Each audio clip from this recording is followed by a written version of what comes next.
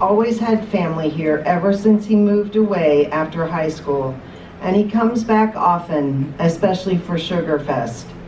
He has always believed in the cliche, every picture tells a story, and tonight we'll try to tell the story of the 1930s, Clewiston's second decade. Please welcome Donnie Drake in Clewiston in the 1930s. Donnie Drake.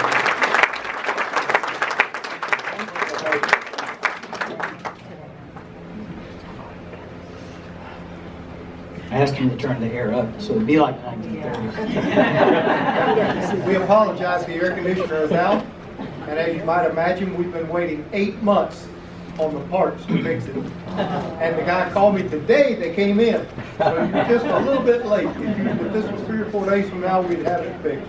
But if it gets too warm for you, come outside for a few minutes. It's cold. I can see.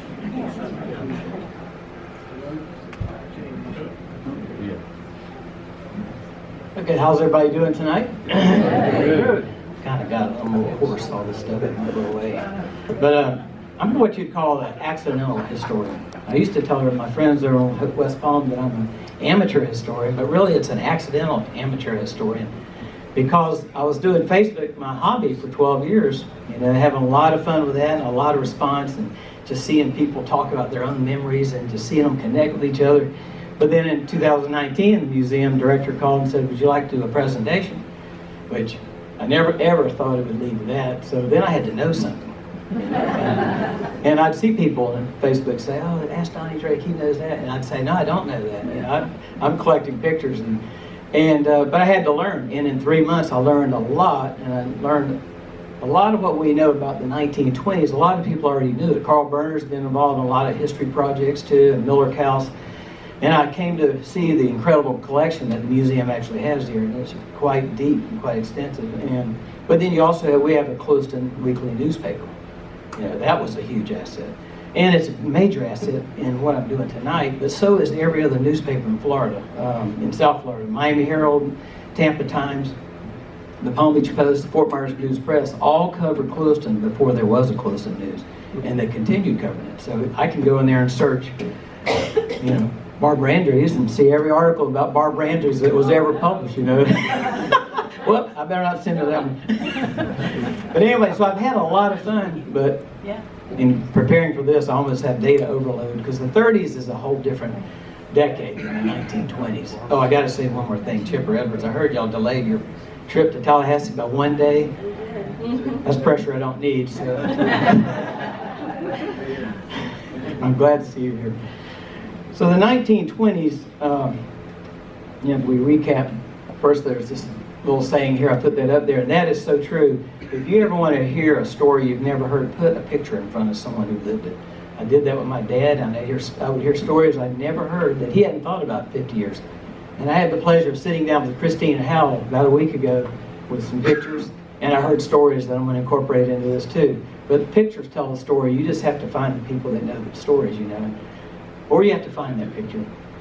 So the 1920s, just to summarize that first presentation, it was really the 20s was an easier story. We went from zero to having the start of a town because of the actions of these two people, Marion O'Brien and Brord Dahlberg.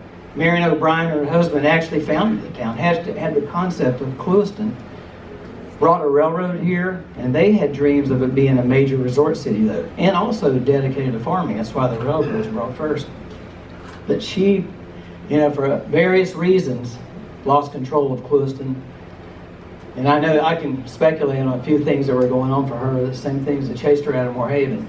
And it's tough, it's tragic to hear this stuff. But anyway, they got out of Clewiston. They left. They sold out to investors. Someone had taken a shot at her, and then her house burned down. And she got out of here. But she died in 1932, tragically, back up in Grosse Pointe, Michigan, where she was from. Comes from a wealthy family, but Brord Dahlberg was ready to step in at that point in time. There were wealthy investors from St. Louis that already owned land in this area, and that may be the connection, how he knew about the farming, what could happen down here. And so Brord Dahlberg brought the sugar company, founded Southern Sugar in 1929, and he had a plan for a city that she had developed. that Marion O'Brien paid John Nolan from Boston to develop the city design right here that you see, that we actually, the town followed a lot of this. You know, you can see the arcade streets, Main Street. There are definitely deviations because the 26 hurricane came along and changed what they thought would go on down here. You know, you're not going to have a resort hotel on the lake. And before I get into, so I'm going to talk about the 1930s, divided into three categories: the town, the sugar company, meaning both Southern Sugar and USSC, United Sugar Corporation. We just called the sugar company here, don't we, growing up? And I'm going to talk about three people because they lived those years. And this is a nice saying I saw from Frances Monroe's writing. She said that Clewiston was never like Mayberry. The little town was founded by well-heeled industrialists who jump-started the economy. And they did. If you see the early articles on the men from New York and Chicago, the industrialists, the financial people, all those people, you'd think this had nothing to do with us. This was, it was a lot of people from Chicago and New York that founded that company and made it happen. And then when it went into receivership in 1930, then another group of them, with Clarence Mott, Charles S. Mott, brought it out of that point in time. So before I get into the 30s, let's start with this picture. This is my favorite picture, and I know everyone here knows this picture. It hangs in the museum, I believe.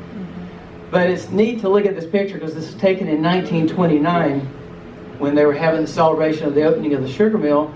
But you see a town that has some major pieces, but then a lot of small pieces missing.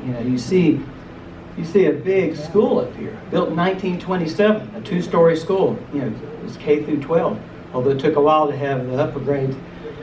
But then you see the sugar company offices. You see a smattering of homes. You see the quick homes they put up to put their workers in.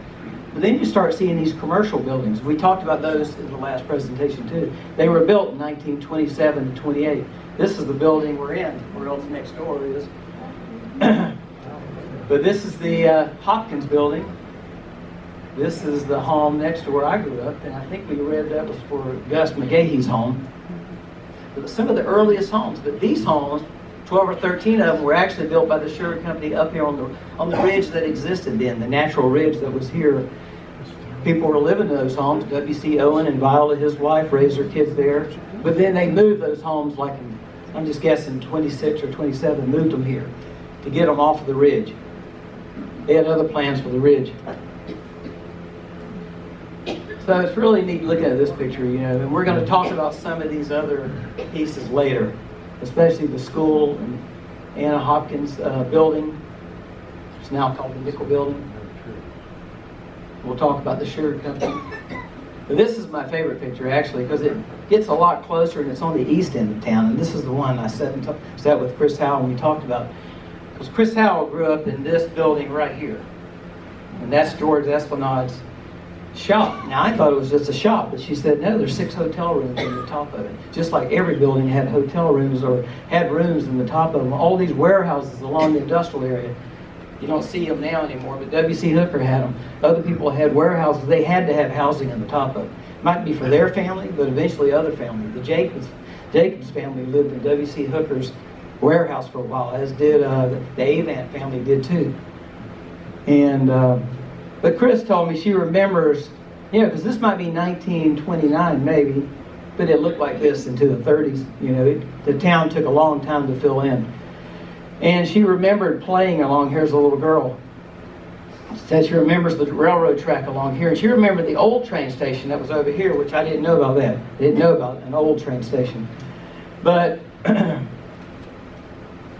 she remembers playing under the train trestles. She remembers a hurricane that came along where her mother told her and her sisters, go over there, you ride out that hurricane in the old Pullman car that's backed up over there.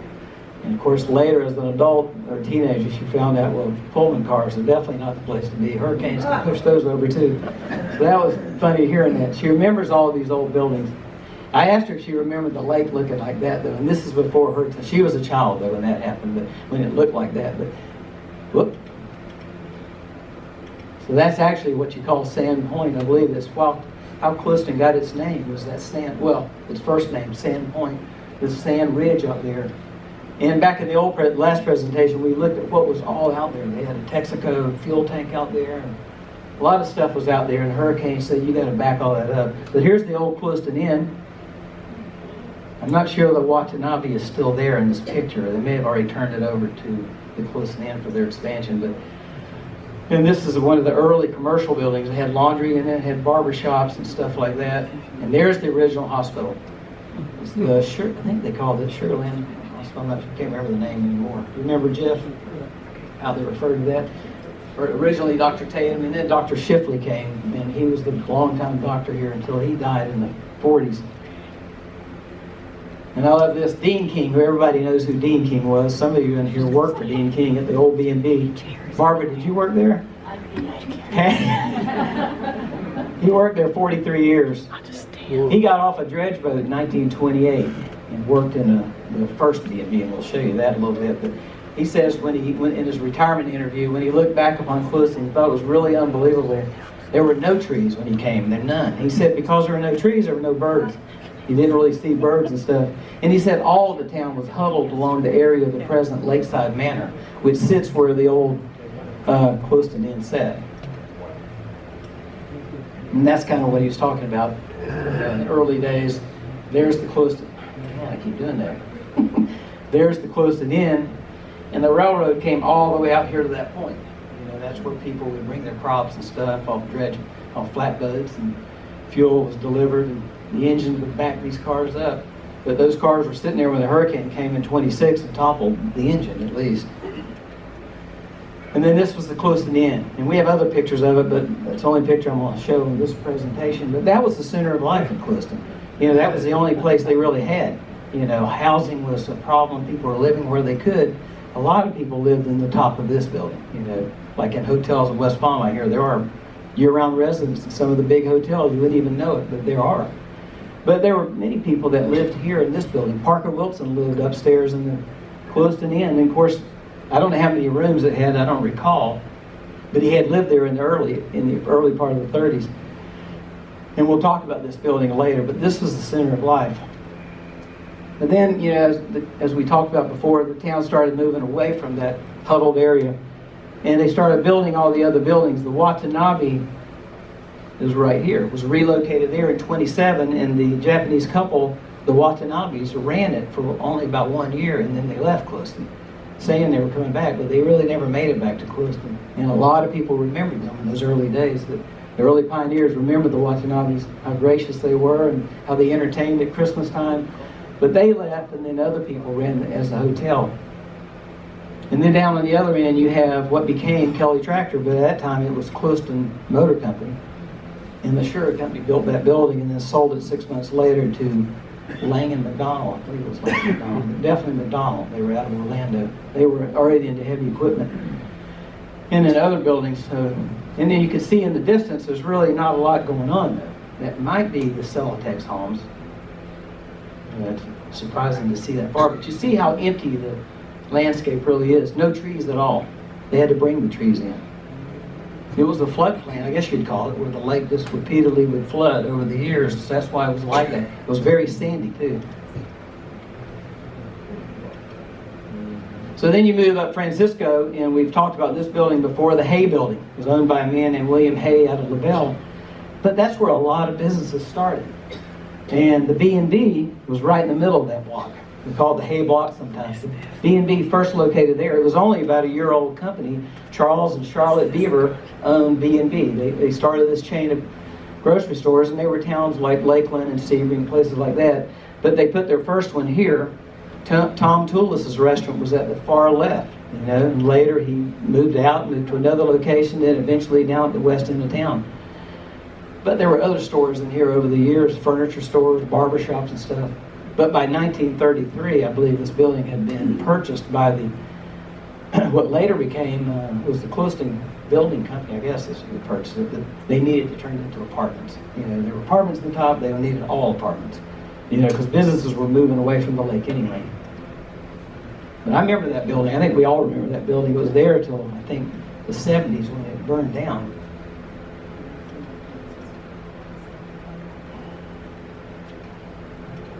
This is the inside of the old B&D. I found this picture in the archives a month ago when I was here. It was labeled the old B&B next to a different store. But so that, I'm pretty sure that's the B&B in the Hay building, because they later moved up by Parkinson's.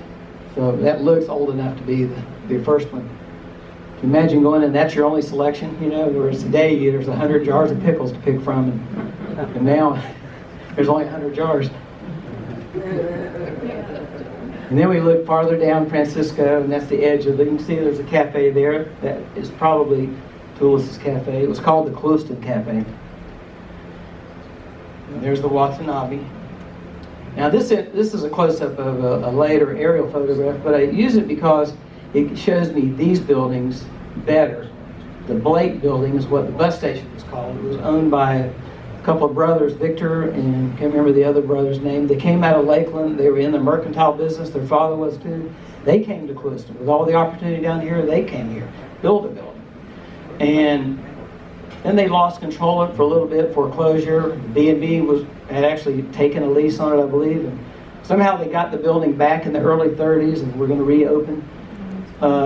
But they only stayed here through the mid-30s, I think, before they finally got out. I think the Depression scared a lot of businesses out of here. Yeah, there were a lot of startup businesses. I saw names in these early buildings that later on I didn't see that name anywhere. So a lot of people probably really freaked out, especially in 29 when the stock market crashed. And the Hay building was there with tenants in it. But some people left then, others might have left when the Depression really kicked in, or when Southern Sugar went into receivership.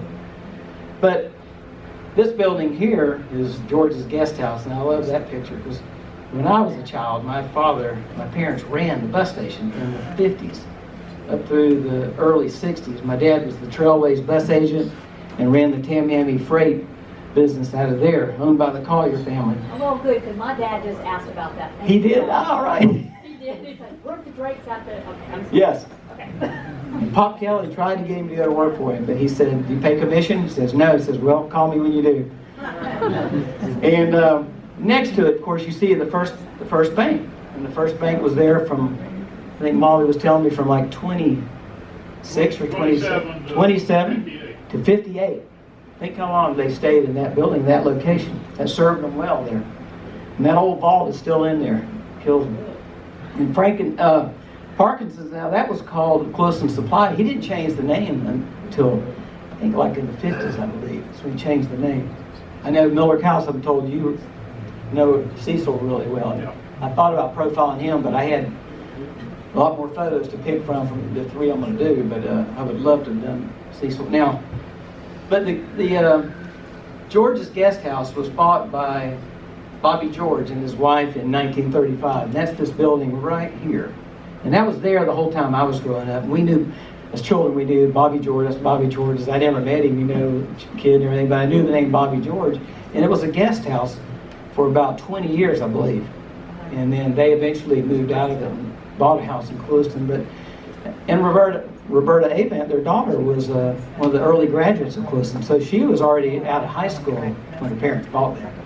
And she lived in it. But they took a few pictures, and I'll show you those coming up. But these two buildings over here kind of fascinate me too. And I've never seen any clear pictures of them. I've recently seen the name Wilbur Goff owned one of those buildings. Might have owned both of them in this time period. Might have built them. But in the 30s, different businesses went into the Royals actually was in there for a short time. Cafes were in there. But in 1934, the Dixie Crystal Theater was opened in, I believe, that first building. And it was called the Dixie Crystal. And it was there until Mary Hayes Davis opened the new one, built the new one in, I think, 41. And so it was there that long. And I saw the ads for when she was doing it. She called it a talking theater, talking picture theater she was opening. Because across the street in this building, a man from Moorhaven, Klutz, had a theater called the Glatex that in the early days was a silent movie theater. Silent movie. And I'm not sure that didn't last long either. But and then you can see Robbie's Restaurant. Now, that didn't come along until sometime in the 40s. So this is a later photo that I'm using to look at those buildings I wanted to look at. Now, that's Bobby George and his wife. I don't remember her name. I think that's Roberta Avant. And I think they had a daughter named Charlotte, I'm not sure. And that just put two pictures together. He drove a school bus for 8 years while he still owned this and before he owned it. So she loaned me 2 full photo albums. Dinah Avent did. That's her daughter. She lives in Maryland now, but she shipped them to me, and it was her mother's photo album. And a lot of these, so I have a lot more pictures. I can only use a couple of them in this presentation, but these were in there. So look at the flooding around the corner from her house. In front of Parkinson's was later part of the first bank. Everybody was boarded up too. In the Blake building. Isn't that crazy? So that's some hurricane that wasn't known for doing a lot of damage, but I guess it caused a lot of flooding. Oh, going too fast here. So I have to put myself in the picture too. So when my parents ran the bus station, that's about the age I was, because that's before first grade. And that's the bus station there, and you can see the first, by that time that was Hank's pool room. I believe the bank had just moved out by the time this picture was taken. Who's that next to you? Her name was Bobby Lou, that's all I Who's remember. got shoes on? Right. I'm telling my wife, I remember a lot of Sandsburgs growing up, because we never wore shoes, but I don't know why. A lot of Sandsburg. And of course, this building. You know, I read later in the 30s, they built a handball court to the side of this building. Had you ever heard that? They put a handball court out there. So this is the late 20s when the building was built. Interesting thing about the Clewiston News, though, is the publisher or the owner of it was Lewis Morgan, and in 1931 he took off for, I guess he wanted to go to Panama City, and took the printing press with him. So Dean Duff stepped in and bought the paper, acquired the paper, and then asked Keithley Bowden and Beryl Bowden, who were running the Moorhaven paper and other papers around the lake, to publish the paper for him. And they had to move into the, I'll take this later, in 1932, after Clewiston became officially a town. It didn't happen until 31 that it actually officially became a town. They dragged their feet so long, and so when the governor appointed, they went through all the paperwork he had to do, and the governor appointed the mayor and the commissioners. They were all they were sugar people, because that's who had the biggest stake here. And they were given 10-year terms. You know, if they died during their term, they could appoint somebody else, and I guarantee you he would be a sugar person. But then when they formed the city, they needed the city hall, so they asked them to move out, and they moved over to the Hopkins building. So they're just another one of the tenants, and I believe they stayed in there a couple of years, because this building was used first by the city and then by the engineering groups that needed space, till the Corps of Engineers got their space built. And there's the Hopkins building. Anna Hopkins from St. Louis bought these lots all the way down to what became Carlisle Reddish's gas station. And, you know, I remember him, but she bought all this stuff. And she was still selling lots into the mid-30s. I don't, you know, that's the last I read her name. But it was Hopkins building. I don't know when she sold it to someone named Nickel, and I just kind of assumed it's this Nickel family I found in Fort Myers. They own jewelry stores. Maybe they bought that as an investment. They only owned it a couple of years, according to Ernie Reddish, who has owned it for a long time. He says, I've owned it long enough to put 2 roofs on the building. So that's a long time. But how many of you remember signing up for the draft upstairs? There you go. The library was up. And the library, who remembers getting their Hardy Boy books and Nancy Drew books there? But this picture interests me because I'd seen it. I thought it was much older than it is, but it's really late 30s, because here's Seminole Drugs, later became Bond Street Jewelers. So I'm looking at this. When did Clewiston ever have a median?